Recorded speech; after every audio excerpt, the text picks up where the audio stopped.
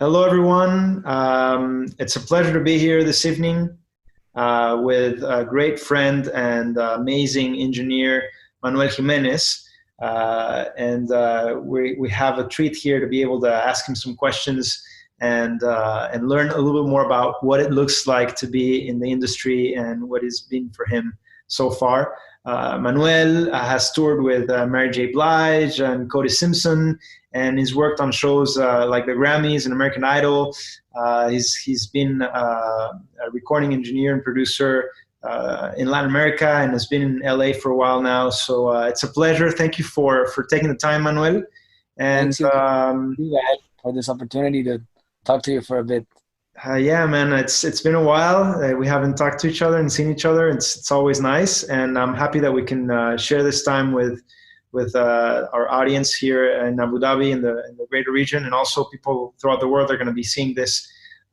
So let's start. Why don't you tell us a little about yourself and what your journey has been getting into music, from getting into music up to the point where you're right now here in your career. Just kind of a quick summary so that people that are also finding their path can have a reference of what it looks like to embark in that journey. Sure. Well, I started like a lot of us, just playing music. I started playing in bands when I was a teenager, and slowly learned that my craft and my skill was more on the engineering side. At a pretty young age, I started recording in a 4-track cassette recorder, like some of that Porta Studio generation that they call them. They call us. So yeah, I started doing that, recording my band, and I soon realized that was kind of where my craft was. That took me to go to Berklee, where I met you, and met some amazing people, and learned a lot.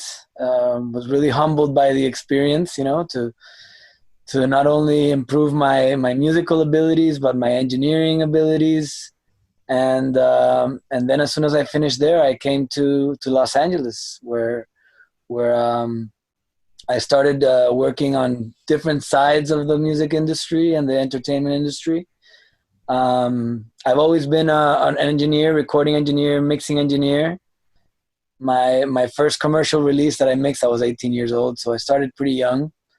And then when I moved here, I met some people, like our good friend Paulo Munguia, who brought me more into the TV side, the playback, TV mixing side of the industry. And I also had the opportunity to work with Gavin Lurson, another Berklee grad, who got me more into the mastering and the post-production of music, let's call it, side of things. And then out of chance and randomness and being at the right place at the right time, I got into the touring side of music. So I basically, I try to stay kind of a jack of all trades. I kind of try to learn about every aspect of audio that I can, and learn from others. And I do believe that's kind of the paradigm has shifted. Back in the 80s and 90s, you were one thing and you were an expert in one thing. But nowadays you kind of have to be, pretty good at a few things in order to make a living in this industry and do, participate in different projects. It's also very enriching and fulfilling. I think that's really cool what you're talking about, and that holds true for myself as well. This idea of actually being good at several things, or at least good enough to be able to do them professionally, and that's not always easy to balance. I mean, can you speak a little bit about how it's been to go from the studio to the live side of things and to TV? How do you deal with the different kind of vibes and environments, and what do you see is a common point between them, and what was also the hardest part? Because I know you kind of started mostly at the studio side of it, and before you went into live. So how was that transition? How did it feel going from one thing to the other, and how did you cope with adapting to those new environments? Well, that's a great question. I think first of all, I learned, the hard way to approach it in a very humble way, because you come from the studio side with a lot of beliefs and a lot of structure and a lot of ways you do things and ways you approach things. And in the live world, some of those things work very well, and some of them you can completely, throw them out the window. So I started on the TV side, on the playback side, which is kind of cheating in a way, because it's kind of in the studio, like one foot in the studio side and one foot on the live side. And through working on these shows, I was able to kind of also cheat in a way, because I went from being a studio engineer to jumping with Mary J. Blige. So I never went through the stepping stones of, let's say, mixing at a club here in LA locally, or like slowly, gradually going up different crews. I went, straight to one of the top crews in her genre of music. So, the first thing I did was learn, observe, be extremely quiet, do my job, watch what they're doing, ask a million questions. Her engineers are at the top of their game. They're people with 20, 25 years of experience. I'm talking about her monitor engineers, her front of house engineers, production manager, stage manager, tour manager.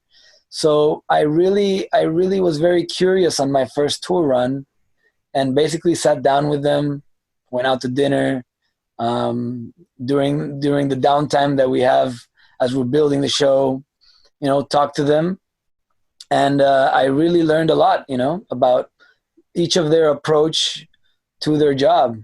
And, at the same time, doing my job as a playback engineer, which is I think it's a very stressful position, and it's also a very simple position. So you have to know your role, and you have to be a team player, and you have to really, really focus, because the whole show is on your back, and sometimes things happen, especially in a live environment, and you kind of have to roll with it, which is something that we're not very used to on the studio side. It's more of a program than a planned thing, and we have all the time in the world, So yeah, that's kind of in a nutshell how I jumped over. Just a little parenthesis. So I'm sure, because it's a bit of a niche kind of role, a lot of people don't know exactly what a playback engineer does. So could you speak a little bit more about that and what that means? We'll talk also after that just about, because I think it's key how you were able to also work on the relationship side of things with engineers. But first, maybe speak a little bit about what it is that you do as a playback engineer, so that it's a bit clearer in people that may be hearing this. Of course, yeah. Playback is a kind of a newer position. And I think it also depends on which artist you work with. The position can vary immensely. So I'll talk about Mary, which is the one that I have an experience working with. With Mary, my position basically entails being a engineer for the musical director. So for Mary's shows, we basically lock ourselves in a studio for a month and a half each time we go on the road for a tour, and we build a new show. So she basically likes to create, and tell a story with her show, an arc. So, it basically entails building these playback stems with the band and with the music director. That's basically part one. You build this huge session which you take with you on the road, and that that entails a lot of editing, recording. Sometimes they'll say, okay, let me lay down a guitar track, let me lay down a keyboard part, because we're doing all these medleys and we have to build all these transitions between one song and the other. You're changing key, you're changing tempo, And, you know, how do we make this happen without the audience really feeling it, you know, or guiding the audience in that change of mood or change of scene. So that's the first part of the job. The second part of the job is, you know, building a reliable playback system, and that, you know, that you can take on the road with you. And that also depends on the tour you're doing. You know, sometimes you're doing an arena tour or a theater tour like we do with Mary. So maybe you're doing a club tour. So the size and the you know, the amount of which equipment you choose is very important. Sometimes you need to go to Europe on a plane, so you got to take it with you. So all these things is building a reliable playback system that you then deploy in the shows, and you basically, you know, you run the show from there. You're also delivering time code for the lighting and the video. So you're basically running the computer that runs the show, you know. And that's pretty much in a nutshell kind of what the playback position is. So like you said, a lot of responsibility and on your shoulders.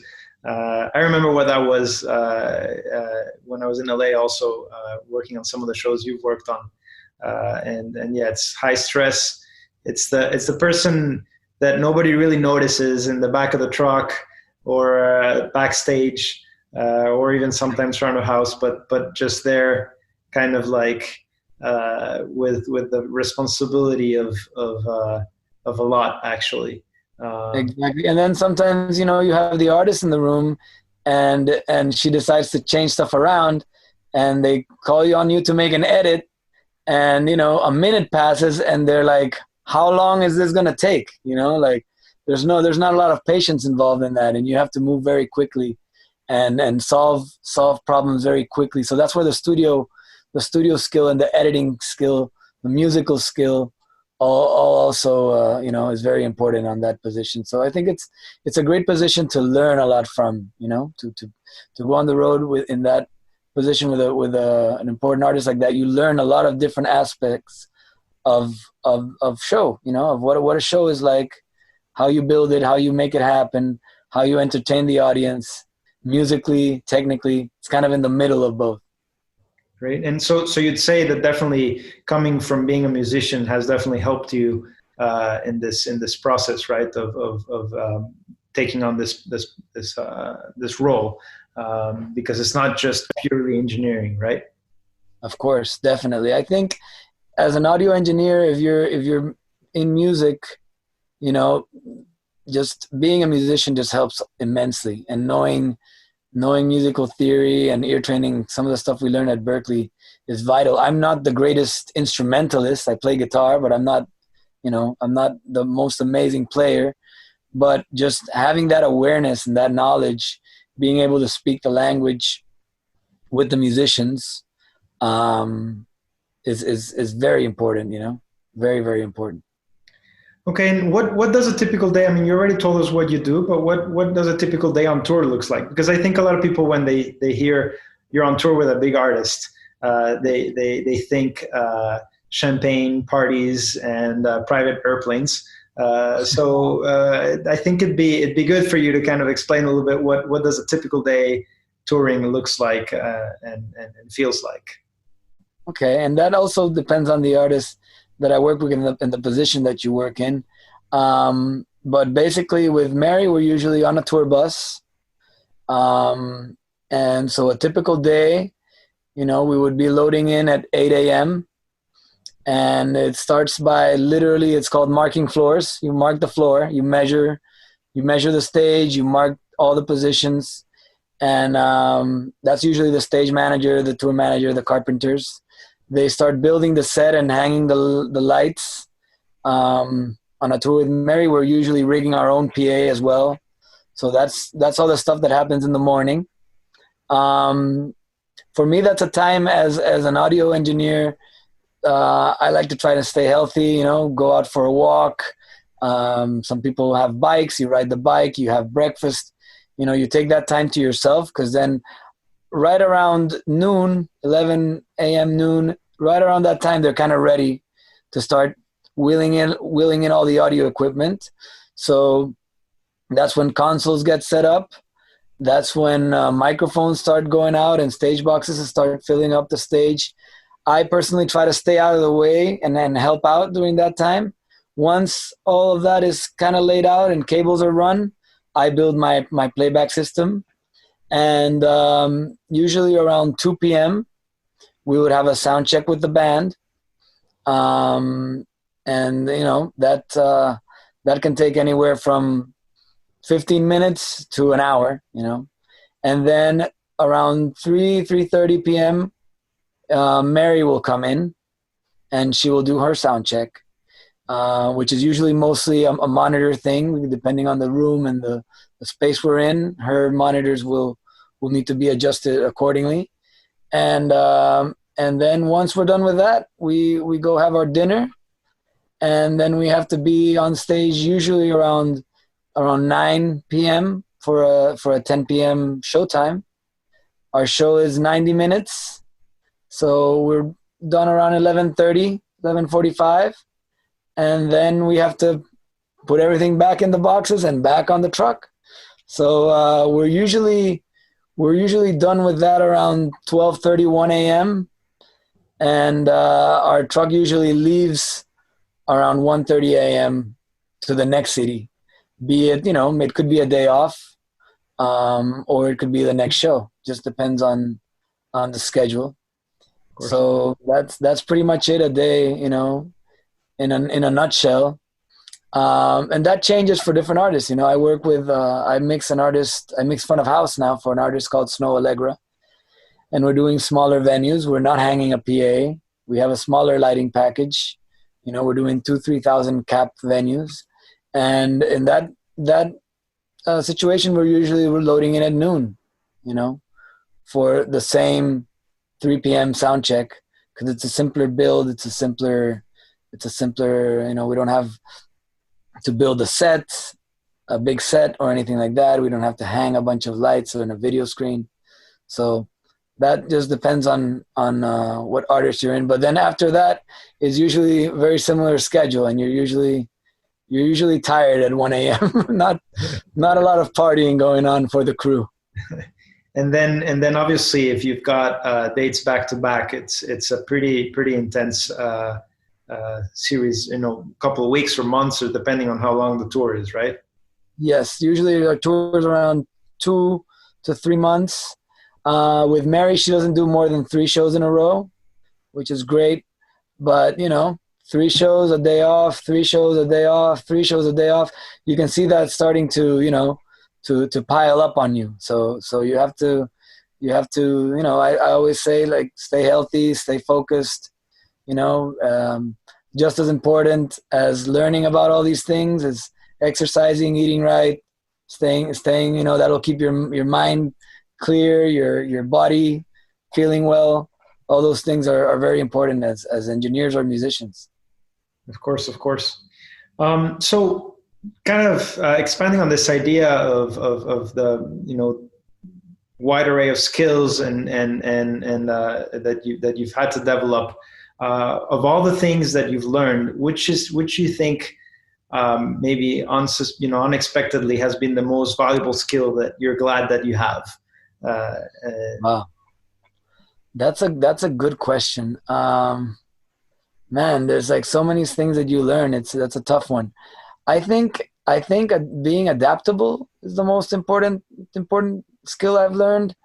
I'm as an engineer, I'm pretty meticulous.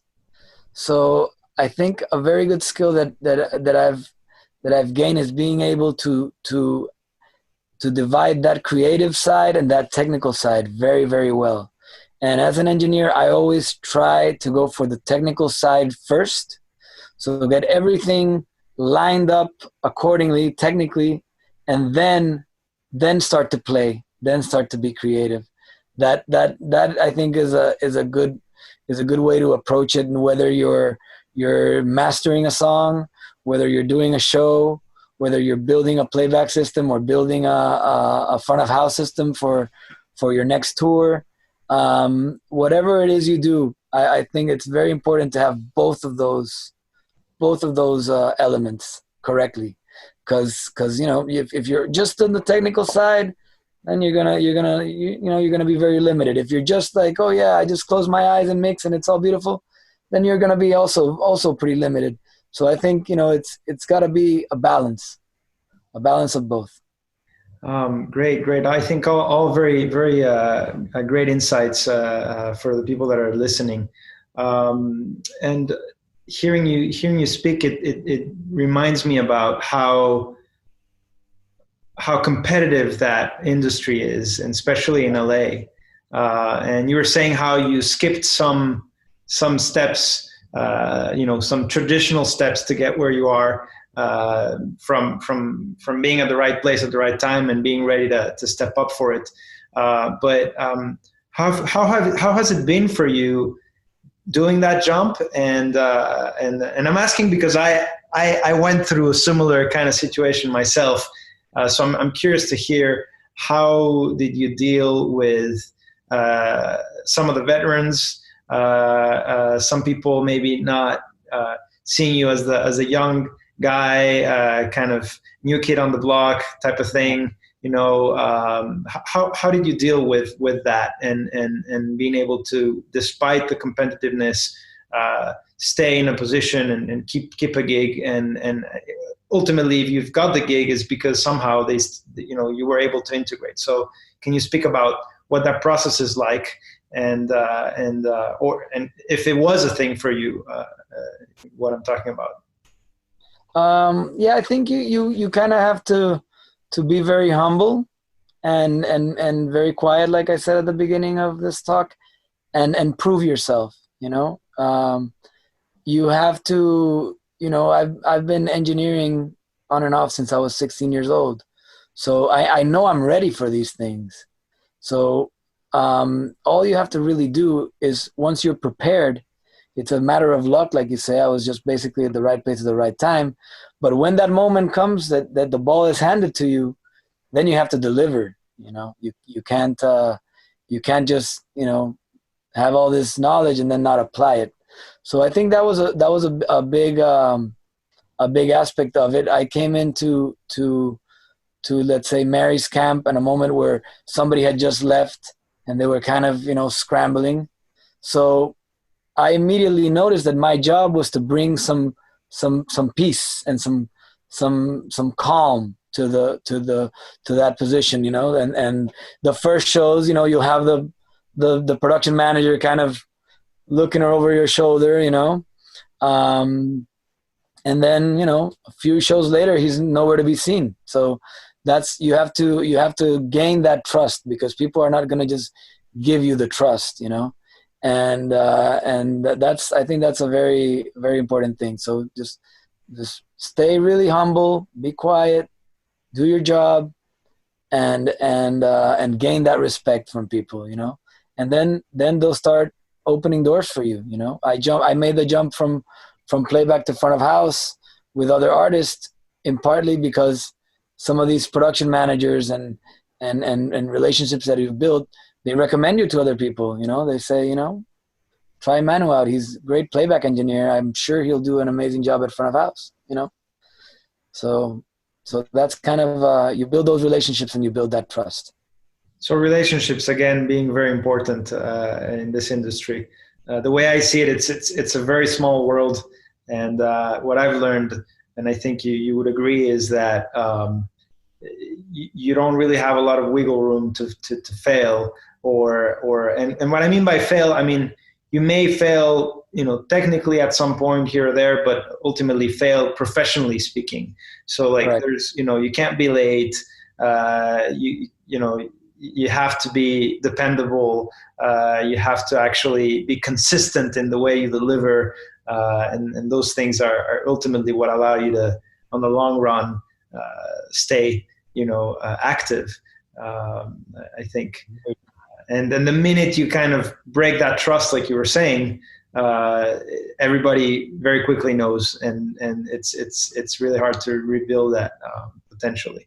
True, and in any scenario professionally, you know, people make mistakes. We all make mistakes. So I've learned this from Huggy, our tour manager for Mary, that's very experienced tour manager. He says, I don't mind if you guys make a mistake. That's going to happen. It's A, how you approach it, and B, what you learn, and C, you don't do it again. It doesn't happen the same time, the same way as it happened to you, because you learned from that. So, and stuff happens on the road, stuff happens. The truck breaks down on the way to a show. Gear is not there. So, you learn to as our production manager, Victor Reed, which is also an amazing production manager, he always says, you improvise, you adapt and overcome. And I think that's I don't know if it's a Marine or an Army saying, but, that's exactly what you do. Well, the truck is not going to be here for 4 hours because the tire broke down. So then we figure out a way, we hang everything in place and we wait and we set up everything we can. And then when everything arrives, we all hustle in and we all make it happen. And then we have a show on time, So that's a very important thing to learn, and learning from these people, there could be a fire on the stage that Victor Reed is going to be calm and he's going to solve the problem. So learning from people like that, instead of, people screaming wildly or, it's happened to me on another tour that's going to go unnamed, where we had an issue with some truck keys and, the gear was not on the way to the venue and we basically got delayed, and you get a call from artist management yelling at you, and I basically hung up the phone, and I solved the problem. And then once we were at the venue with all the gear there and we were ready to do a show, I told him, now this is the moment where you can yell at me and scream at me and tell me whatever you need to tell me. But when the fire's breaking out, as a team, what we have to say to each other is, how can I help? What do you need? What can I do? Not, I'm the playback guy. I have nothing to do with the lights. No, of course not. I'm the playback guy. I'm part of this crew. And if you need me to hang some lights, I might not know a lot about it, but I can help. I can do whatever you need. If you need me to push some cases, get stuff out, stage it somewhere, whatever is needed to be done, it's not the moment to be, I'm the front of house mixer. I have nothing to do with the video screen. Of course we do. We're all part of the one show, and we're all part of. That's why it's called the crew. So in the live world, you learn that very quickly. And then, for example, another. I remember doing a show last tour at a big arena in New York, packed crowd, and I had a fever. I had 102 fever. I was shaking. What am I gonna do? Take some medicine and pull through. That everybody was trying to help me as much as they could, but sometimes you got to do a show with a fever. And you gain that respect from people. After the show, people are like, "Wow, thanks. I know you weren't feeling very well, but you pulled through for us." So it's just a matter of being a little tough and being helpful. And, whatever the job of the moment is, you do it. If you're the first one there and they're setting up the back line, well, grab a keyboard, grab a bass, set up a guitar amp, whatever you need to do, to make the show happen, I'm happy to hear you say that, because I've seen a lot of times people that are just getting into it and that don't really get that, and then they wonder why are not more doors being opened for them. And I think that's true also in the studio and live, and I mean, for that matter, it's true in any sort of professional situation, right? This disposition to be at service for others will definitely always open doors wherever you're at. And I think that certainly it's a common thread in our industry for people that are actually making a living out of it. I have a question that's a bit more maybe kind of personal or philosophical to a certain extent, but you mentioned earlier about staying healthy, right? And how important it is to be able to be focused. being on tour all the time, and obviously therefore being away from your family, it would be great to hear maybe a tip or a mindset or something, or can you speak to how do you find that balance in your life so that you're able to be successful at what you do, which clearly you are, but also be successful at life, meaning at maintaining a relationship and being there for kids and just kind of being human. So how do you balance those things out? Because certainly the especially the live, but also the studio is so demanding, and especially for people that are as passionate, it's very easy to kind of get lost there. So I know you personally, and I know you've got that balance in life, and I think that I'm sure that there's people seeing this that might benefit from hearing how are you personally able to find that balance. Well, that's a good question, and I have a lot of specifics that we can talk about. I think the first one is if you find a partner in your life that gets it, that's very important, and not only supports you but understands. That's a very key thing, and I have that. And the first tour that I did, my son was 5 months old, so it's and my wife said, go, like it'll be fine. That's the first thing. Have somebody that gets it, and then find somebody that complements you in a way. When I was moved to LA, coming from Boston and being in school and working on projects, I was, and I think this goes for a lot of producers, and each one can work however they want to. But, it's kind of an unspoken thing that some of these jobs that we do are very unhealthy because you're sitting in a chair all day. And sometimes you work until 4 a.m. and you don't sleep. Sleep is vital. We all know how we feel when we don't have enough time to sleep. So, I was working on albums and projects in my own studio. I've always had a personal studio. And my wife one day told me, you're doing this all the wrong way. You should, if you look at any professional, anybody that's successful, they have a structure, they have a schedule, and it's usually in the day. You work in the day and you sleep at night. And when she told me this, I thought, you're crazy. I'm more creative at night because I'm a musician and that's the way I work. And, she slowly grilled this into me. And I basically flipped my schedule around. And now I wake up at 7 a.m. And this was before I had my son. This was probably, let's say, for the past 8 or so years that I flipped my schedule around. I wake up early, I exercise, I walk, and then I work in the studio during the day. And at 9 or 10 p.m., I'm sleeping. And that's when I'm home. When I'm on the road, well, it changes a little bit.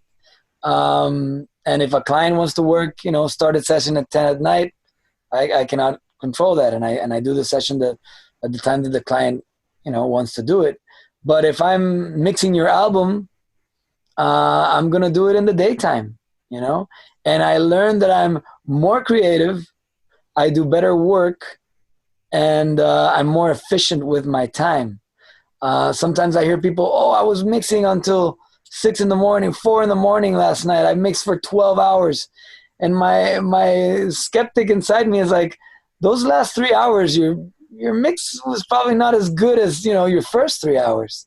So I've also learned to break up my day, and I have 3 sessions in a day. I have 3 hours to 4 hour sessions, and I have 3 blocks of time. And sometimes I work all 3 and I work 12 hours when I'm extremely busy. And sometimes I work 1 and sometimes I work 2. But I divide the time, and I don't work on something for more than 3 or 4 hours because your brain is just fried. And you're just like, I learned from experience, I mix until 3 a.m. and I come back the next day at noon because I slept and I listen to what I did. I'm like, man, this is not that great, And you can go, let's say you go back on your session 2 hours. Oh, this was actually better. The last 2 or 3 hours, what I was doing is screwing up what I had done right. So I think that and as musicians, there's all these paradigms, and we all work how we work, and then I'm not one to tell you how to work, but as this is what's worked for me. And initially when my wife told me that, I thought she was insane, you know. But you know, she gets it, she understands. So I think that's a very important thing to keep in mind. And you know, it might work for you, it might not, but it's worked great for me. You know, I try to schedule out my days so that I'm working in the day and I'm sleeping at night. Great. I think all very, very insightful information. And it's interesting always to see how different people end up figuring it out differently.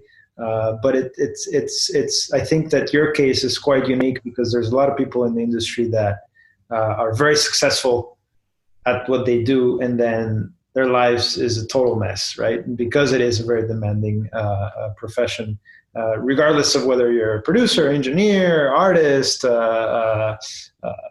TV executive, whatever it is, right? And then you know, there's, like I said, we don't speak a lot about this, but in our industry, you know, there's a lot of depression. There's a lot of people that have, you know, mental issues, and sometimes it's, you know, the diagnosis is you're basically burning the candle on both ends, you know. Sure. So I think it's very healthy to have, you know, a family life or friends or a social life. And that doesn't mean you don't work hard. Of course you do. You work your ass off, but you balance it. And then, you know, you have reasons to be happy, and you actually learn from all these things, and you can apply those back. Because at the end of the day, music is about life. It's about people. It's about, you know, it's about all these things. So I think it all goes back in a circle, you know. Great. Well, thanks for all this information. One quick question. You've been around. We've been around for a while. Of all the changes you've seen since you started, which one is the one that you're most excited about in terms of technology and just kind of the ways things are done? And which one are you less excited about, and maybe you wish stayed the same throughout from when you started and where you're at right now? That's a great question. And I can kind of relate it on both sides, you know. For example, I started on my mastering journey. I started very much on the analog side of things. And, you know, I have all this analog gear that I've collected through the years and I love. And, you know, and it's kind of a sad thing, but I'm not using it anymore. Not because I don't love it or because I don't appreciate it, because it's just not doing it doesn't do what I need to anymore, you know. And I found other tools that do a better job. So, you know, I think for people that start now in the industry, they've walked into a digital world, you know.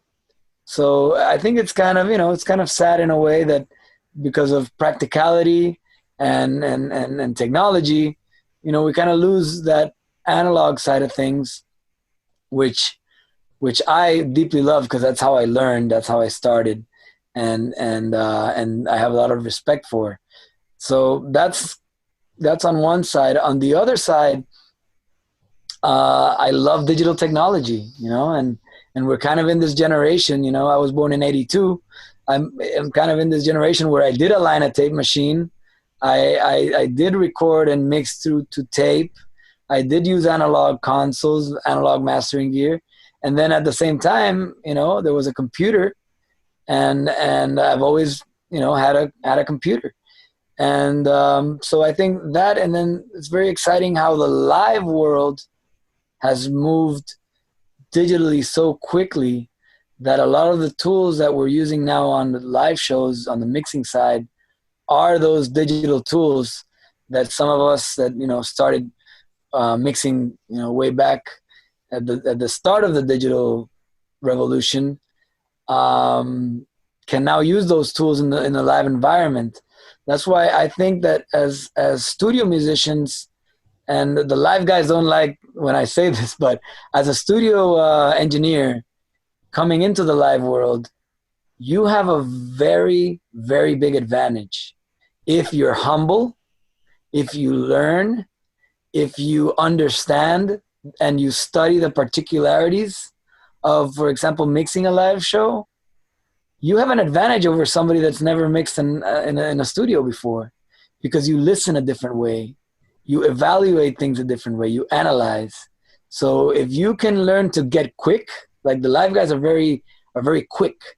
If you can learn to develop that speed and kind of have both of those in your arsenal, you see this happening. A lot of the big artists now are getting mixed by engineers that used to be studio engineers. And that, I think, is because we have that advantage that if we hone it, you know, if you come in with an attitude like, oh, this is like the studio and I know all this stuff and, you know, this is very easy, then you're going to crash and burn. But if you learn the particularities of a live show and you use your critical listening skills that you developed in the studio, there you kind of unlock that little puzzle. So I think both of those things, it's kind of like from your question, you know, going back to your question, it's kind of like sad to see the analog stuff go, but also extremely happy to see, you know, all these tools.